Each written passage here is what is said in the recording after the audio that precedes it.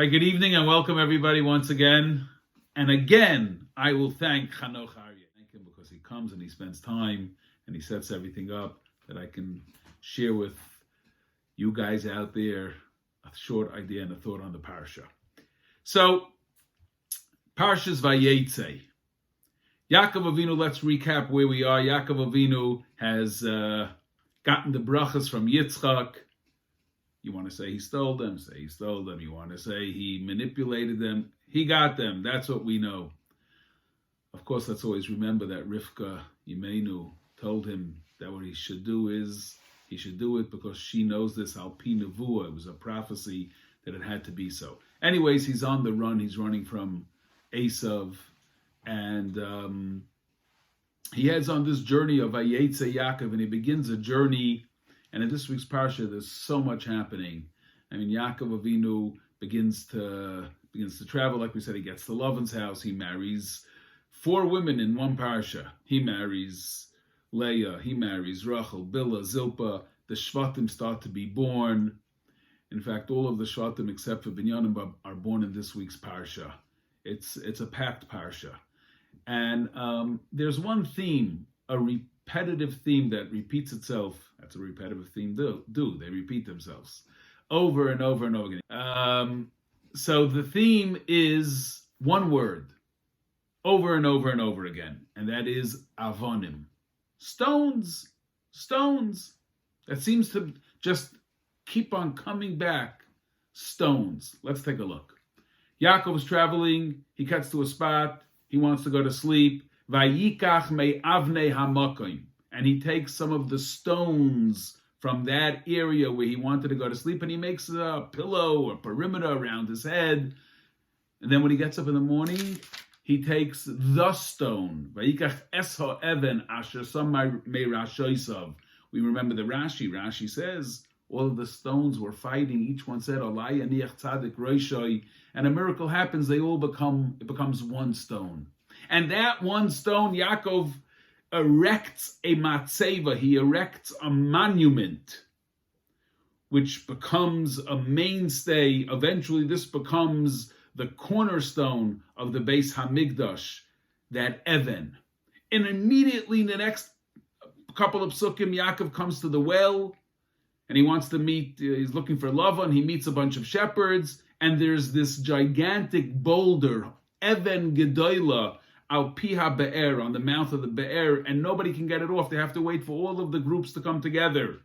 And it says Yaakov sees Rachel vayogel, and he brushes aside the stone. He flicks the stone away, this great boulder. Again, a sugya, a concept, a theme of Avanim. And then at the end of the parsha, when Yaakov is running now from Lavan, and Lavan catches him and they want to make a treaty, so it says Yaakov erects an Even, and Lavan's people, they take a bunch of little stones and they make a pile. What's going on with the stones? What is this discussion? And what is the significance at the Heilige Torah? The Heilige Torah tells me about the Avonim over and over and over again.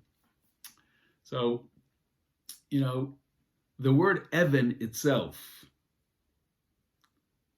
a stone, really is an interesting thing.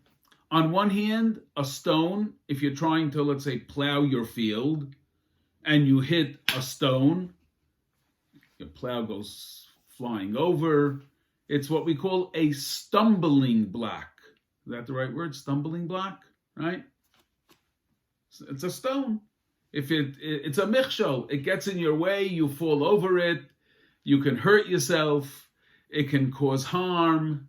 A stone, it's a stumbling block. On the other hand, of course, we know that if you want to build, you have to take stones and bricks and put them one on top of another until you build what you're set out to build. And these aren't two distinct things. These are really one and the same. It is the potential stumbling block, the michshol, the Even, that's in your path and creating a challenge for you and not letting you get past it. That's where the building starts to happen.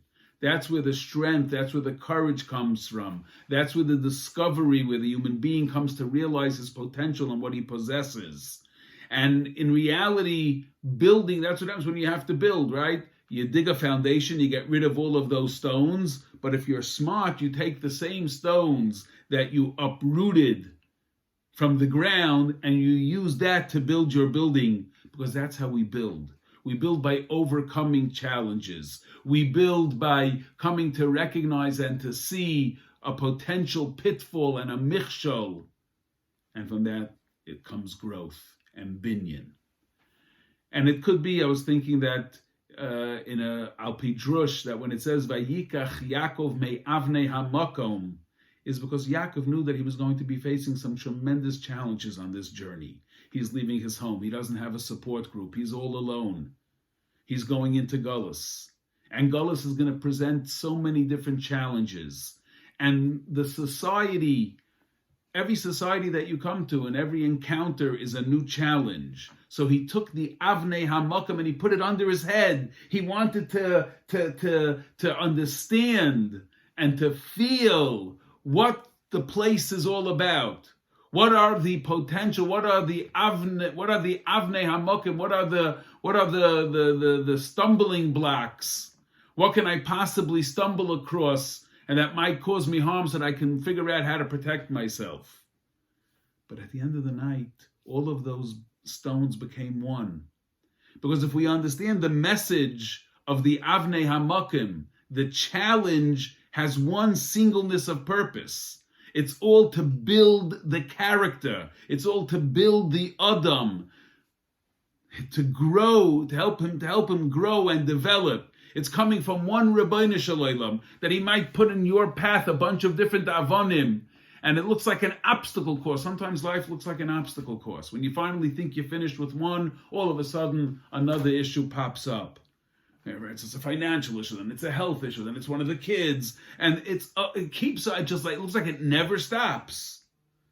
But the reality is that it's all coming from the Ribbono Shel Olam, and it's coming for one purpose: to build.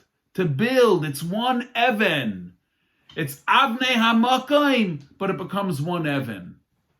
And Yaakov came to realize that, and that's why when he got up in the morning, he took that Evan and he erected it. This shall be a matzeva. This will be a monument to my children as they travel through Gullus, constantly and ever, always reminding them that every challenge, though it looks different and it feels different, but it's really one and the same, because its purpose is a single purpose, and it's coming from one Ribbono Shel Olam. And once you understand that, all of those challenges of life become so much, you really boil it down and make it so much simpler.